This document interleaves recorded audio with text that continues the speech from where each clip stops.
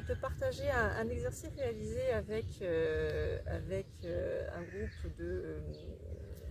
enfin, ce sont des personnes qui travaillent dans le même service. D'accord. Donc 5 personnes qui sont venues pour une demi-journée de coaching et pratiquer un exercice autour de la communication et de la coordination avant de parler de cohésion d'équipe. Donc l'exercice consistait à reproduire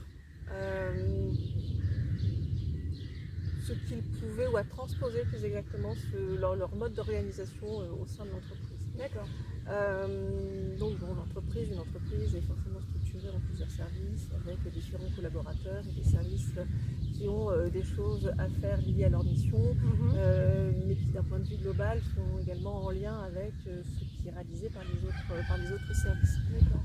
Donc chaque service a ses objectifs et ses tâches à réaliser et qui vont impacter ou venir compléter ce que d'autres peuvent faire. Ça peut être le service, la production avec le service commercial. Certes, chacun a des missions et des fonctions distinctes dans l'entreprise. Néanmoins, si les produits ne sortent pas, ça va être compliqué pour les commerciaux de vendre, où ils vont devoir gérer des insatisfactions clients puisqu'ils n'arrivent pas à gérer les approvisionnements, à satisfaire le client par des livraisons. Inversement, si je produis, j'ai une forte production mais que derrière mon service commercial n'arrive pas à vendre, je vais avoir un souci dans l'entreprise. D'accord. Donc la vraie question, la vraie thématique, c'est de prendre conscience déjà que chacun a un rôle et une mission importante dans l'entreprise et son service soi-même, mais également les autres, et que chacun est un rouage, est un maillon de la chaîne, même si finalement il ne sait pas bien ce qui se passe avant ou ce qui se passe après.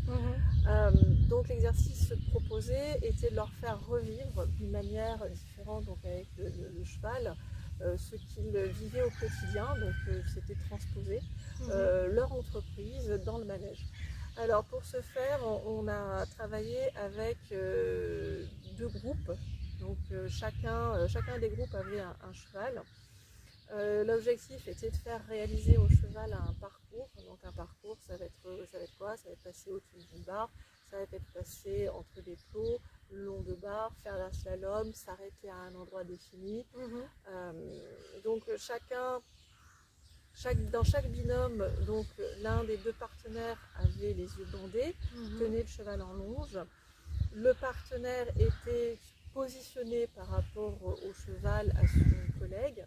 Il y avait pour consigne de ne pas emmener le cheval, de ne pas parler, de rester présent en observateur, et sa mission à lui était d'assurer la sécurité de son binôme. Donc il faut imaginer dans mon manège, avec mes ateliers, j'ai 2 binômes à 2 pattes qui emmènent chacun en même temps un cheval sur ce même parcours. Et donc le parcours représente le cycle de production de l'entreprise. D'accord. Pour coordonner tout ça, je vais avoir un 5e acteur qui va se positionner au centre et dont la mission va être de donner les instructions à chacun des binômes pour que chacun réalise le parcours sans encombre. D'accord. Et là, on se rend compte de la personnalité de chacun, de la manière dont il a de communiquer et d'exprimer les choses. Et là, ce chef d'orchestre réalise que la communication, c'est du verbe. Parce que finalement, il n'a que ça à sa disposition. C'est le verbal. Et qu'il est important de donner à ses équipes les informations qui lui sont utiles pour réaliser la mission. Peut-être de ne pas les noyer de détails quand finalement vous avez 2 binômes qui sont en mouvement avec des chevaux qui sont actifs. Donc il va peut-être falloir faire des phrases très courtes, utiliser des mots simples, être plutôt dans la simplicité, le direct, mais également se rendre compte de la manière dont est perçue le message, Oui, ouais. comment l'autre le reçoit, qu'est-ce qu'il en comprend, qu'est-ce qu'il en entend. Et se réaliser que pour certains, lui dire attention, tu arrives devant une barre, spontanément la personne va lever le pied et va l'enjamber. D'autres vont s'arrêter net et vont attendre que tu lui dises lève le pied, pose le pied, lève le suivant, pose le pied et avance. Donc chacun a besoin, pas forcément besoin des mêmes choses pour comprendre une consigne, pour comprendre la demande, et qu'il est important finalement à celui qui émet les consignes de s'assurer que son interlocuteur a eu le bon niveau d'information, le bon degré de précision pour lui permettre de réaliser sa mission. Ouais, c'est intéressant. Hein. Du coup, il doit se passer plein de choses, quoi. Ça doit être compliqué de gérer deux groupes finalement qui avancent en même temps. Mais pas forcément au même rythme. Mais pas forcément au même rythme. Et puis voilà, comme dit, il peut y avoir une notion d'urgence chez l'un et pas chez l'autre. Donc il va peut-être falloir donner des priorités, je pense. Parce que voilà, s'il y en a un qui arrive face à la barre et qu'on lui a pas dit attention, il y a la barre, il y a le bonhomme sécurité qui est là pour rattraper, mais voilà. Oui, donc le bonhomme sécurité a pour vocation de ne pas mettre en danger les gens. Mais c'est vrai que du coup, voilà, faut réagir vite pour celui qui va donner la consigne, quoi. C'est ça. Et donc c'est vraiment faire prendre conscience à celui qui manage et qui pilote l'entreprise, qui a vraiment cette posture de direction, qu'il est important pour lui d'avoir vraiment une vision globale de vraiment prendre le temps de bien observer et de bien comprendre aussi le mode de fonctionnement de ses collaborateurs.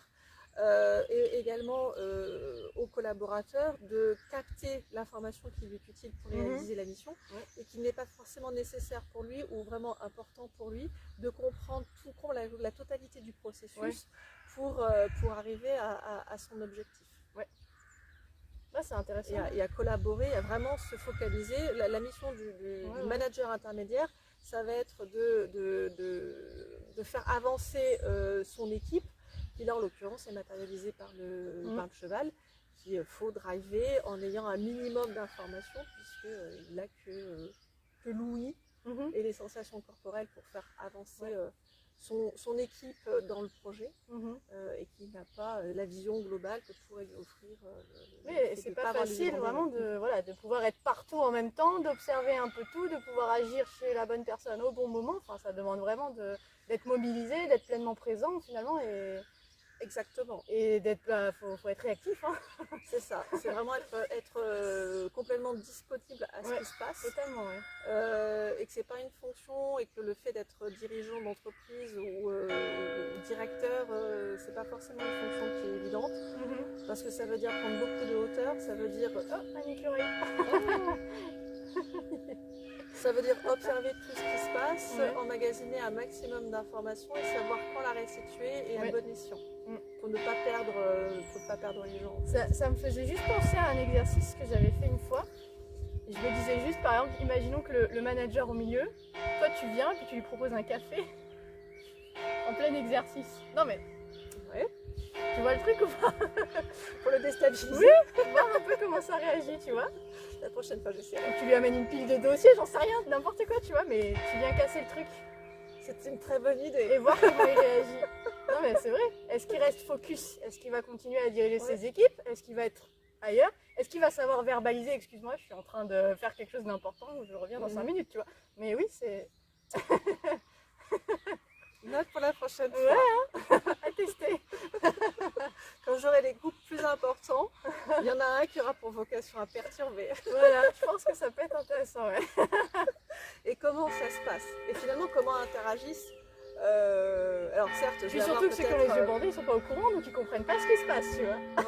C'est à un moment donné... donc comment ils le ressentent finalement. Oui, comment ils vivent ce moment où ils ont perdu leur pilier là, basse. Ils sont lâchés, comment ils le vivent. Ça peut avoir des bons retours. Et du coup, globalement, sur cet exercice-là, tu as eu quoi comme au niveau du débrief finalement prise de conscience? Oui, c'est vrai que midi. on a les exercices dans l'ordre, à chaque fois il y a... Voilà, on va laisser passer les cloches. Cloche, l'écureuil est parti. À midi, il y en a plus que 12. Je sais pas. Je sais pas compter. Voilà.